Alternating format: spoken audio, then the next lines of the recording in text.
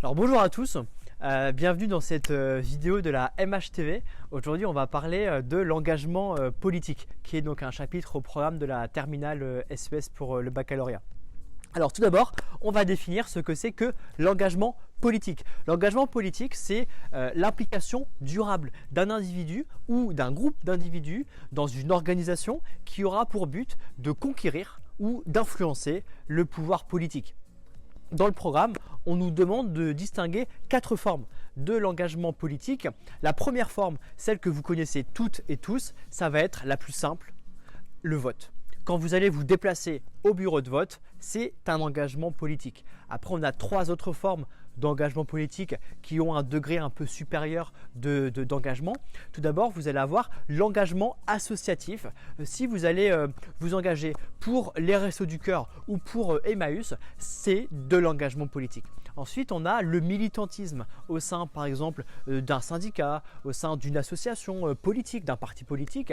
Si vous allez afficher le soir des affiches, tracter, si vous allez manifester pour un candidat ou une candidate, c'est du militantisme, c'est un engagement politique. Et la dernière forme, ça va être la consommation engagée. Quand vous allez boycotter un produit parce que vous êtes vegan et que vous allez boycotter les produits issus de la maltraitance animale, c'est un engagement politique. Quand vous allez à l'inverse, boycotter, c'est-à-dire acheter des produits pour les valeurs qu'elles dégagent, ça reste également un engagement politique. Donc ici, les 4 formes d'engagement politique, je répète, le vote, le militantisme, l'engagement associatif et la consommation engagée.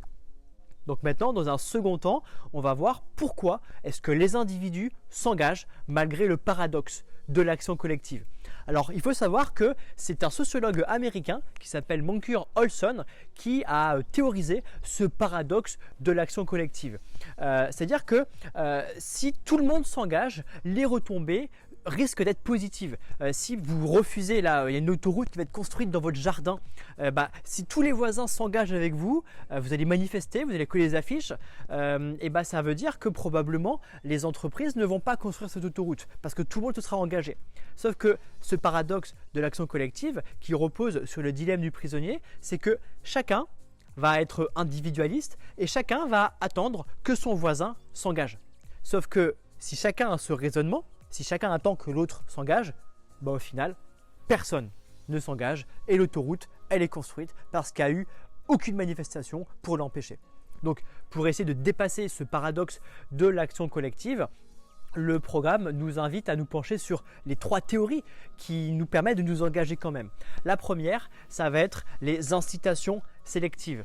Ça va être donc des biens matériels qu'on va donner pour vous récompenser d'un engagement. Si vous allez vous engager dans un syndicat, par exemple, peut-être que ce syndicat va vous proposer une voiture de fonction, ou bien une mutuelle gratuite, ou bien l'accès à des crèches pour vos enfants, ça va vous inciter à vous engager. Incitation sélective. Ensuite, on a ce qu'on appelle les rétributions symbolique. Donc là, c'est beaucoup plus non matérialiste. C'est symbolique, c'est vous allez vous engager parce que vous allez avoir envie de faire partie d'un changement. Vous savez, par exemple, les gens qui sont engagés contre le mur de Berlin, ils savaient qu'ils étaient en train de faire l'histoire. Donc ils se sont dit, je veux faire partie de cette histoire et donc je vais m'engager pour ça. Ou bien tout simplement, comme les Gilets jaunes, beaucoup se sont engagés pour faire des rencontres, des amis, l'amour. Ils ont rencontré plein de personnes. Ça a donné du sens à leur vie.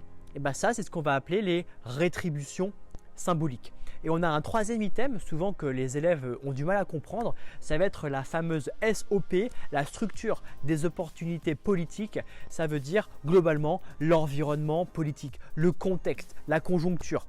Par exemple, il va être beaucoup plus facile de s'engager pendant une campagne électorale, juste avant des élections. Pourquoi? Parce que vous savez que les candidats, ils vont vous écouter et peut-être que vous allez vouloir les influencer.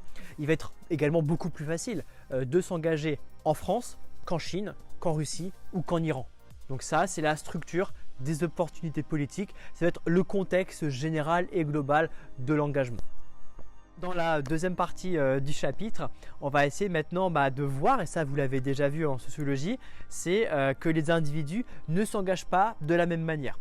Donc on a ici, le programme nous invite à parler du sexe. Les femmes vont s'engager différemment que les hommes. Pourquoi? Tout d'abord parce qu'il faut savoir que dans les partis politiques, dans les syndicats qui vont être très centralisés, les réunions sont souvent le tard soir.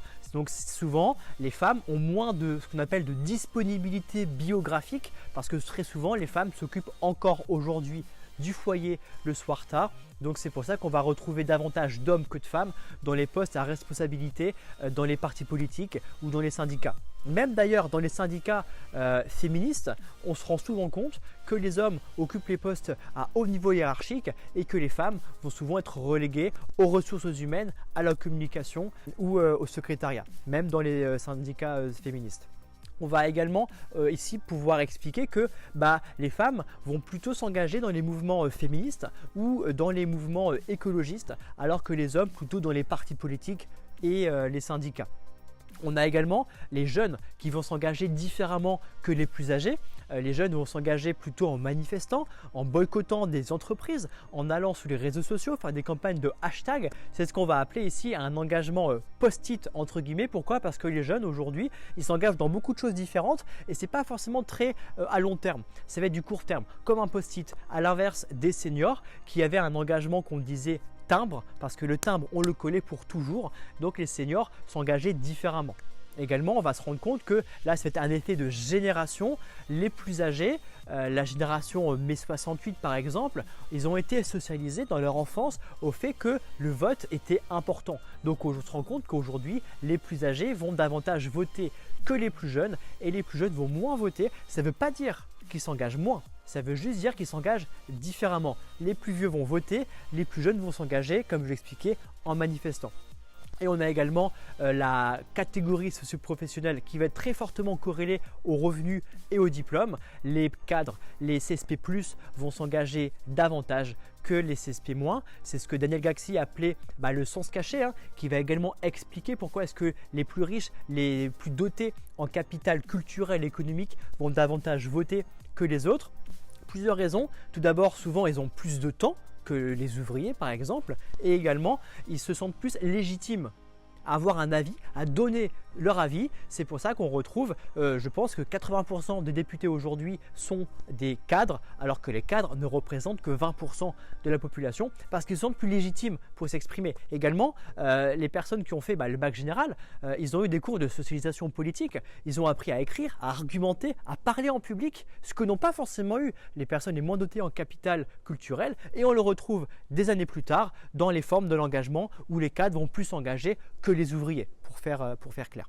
Dans cette troisième partie du chapitre, qui est tombée il y a quelques années en dissertation, on va voir comment a évolué les formes de l'engagement politique, donc comment ont évolué les acteurs, les objets et les répertoires de l'action collective. Alors tout d'abord, les objets changent, c'est-à-dire qu'on est passé à des conflits du travail uniquement matérialistes. Ça veut dire matérialiste, c'était les syndicats, les ouvriers qui manifestaient pour avoir des hausses de salaire ou pour lutter contre les licenciements collectifs dans les années 1800-1900.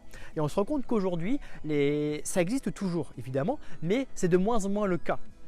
Pourquoi? Parce que tout d'abord, la syndicalisation a fortement diminué. On est passé de 40% de taux de syndicalisation, donc 40% des ouvriers étaient syndicalisés année 1950 à 10%. C'était divisé par 4 en un demi-siècle. Logiquement, si on a de moins en moins de salariés qui sont syndiqués, on aura de moins en moins de journées de grève. Parce qu'on n'a plus de syndicats qui vont nous inciter à faire grève. De même, le développement des cadres et du télétravail à la maison, ça ne vous incite pas, comme on l'a déjà vu dans d'autres chapitres, à aller manifester parce que vous êtes chez vous tout seul, donc vous n'avez plus cette conscience de classe, cette classe pour soi au sens de Karl Marx, donc vous allez moins manifester. Donc ici, les conflits du travail se sont également plus diversifiés. Au lieu de faire grève sans être payé pendant 2 ou 3 semaines d'affilée, on va faire des grèves perlées. Par exemple, on va faire grève un jour sur 2. Ou bien on va faire ce qu'on appelle la grève du zèle, on va éviter de faire du zèle. On va être extrêmement scrupuleux sur les procédures. C'est une forme d'engagement politique. Par exemple, on peut également faire des pétitions au travail. c'est une forme d'engagement politique. Donc ici, les conflits du travail qui vont se diversifier plus qu'ils ne déclinent. On a également de nouveaux objets de l'action collective avec notamment ce qu'on appelle les NMS, les nouveaux mouvements sociaux qui vont davantage être basés sur les valeurs post-matérialistes. Vous savez, ça va être tous les mouvements liés par exemple aux personnes LGBT+, les mouvements Black Lives Matter, qui sont développés aux États-Unis, les mouvements écologistes, féministes, tout ça, ce qu'on va nommer les luttes minoritaires des personnes qui ont un sentiment de minorité dans la société. Donc aux États-Unis, notamment les Afro-Américains, les femmes également, ou les personnes handicapées qui vont davantage se mobiliser. Donc ici, c'est un changement des objets de l'action collective. On va voir également maintenant un changement des acteurs. On est passé à des acteurs qui étaient des partis politiques, des syndicats qui avaient le monopole de l'engagement politique il y a encore un demi-siècle, à maintenant des individus, des groupements, des associations, des jeunes médiatiques, Greta Thunberg par exemple, ou bien le mouvement qu'elle a créé Friday for Future qui incitait les jeunes lycéens, vous, à faire grève le vendredi pour la planète. Et donc tout ça, on va embrayer sur la dernière partie du chapitre qui va être un changement des répertoires de l'action collective. Donc on a Charles Tilly qui distingue 3 formes de répertoire. Ce n'est pas forcément à apprendre, mais je vais quand même vous les donner. Années 1800-1850, on avait le répertoire local patronné, c'est-à-dire qu'on faisait des émeutes à l'époque ou bien on cassait les usines. Puis, on est passé à un répertoire, ce qu'on appelle national autonome. C'était vraiment le monopole des syndicats. On faisait grève, on manifestait. Aujourd'hui, depuis les années 1960 et le développement de ce qu'on appelait les NMS, les nouveaux mouvements sociaux, on a eu un élargissement de ce répertoire de l'action collective avec un répertoire, donc on va dire transnational. On va faire appel à des experts médiatiques, à des experts judiciaires pour judiciariser, pour traîner en justice les entreprises qui font du greenwashing par exemple. On va aller faire des pétitions en ligne sur Twitter, sur X. On va aller boycotter des produits. On va aller faire des grèves de la faim.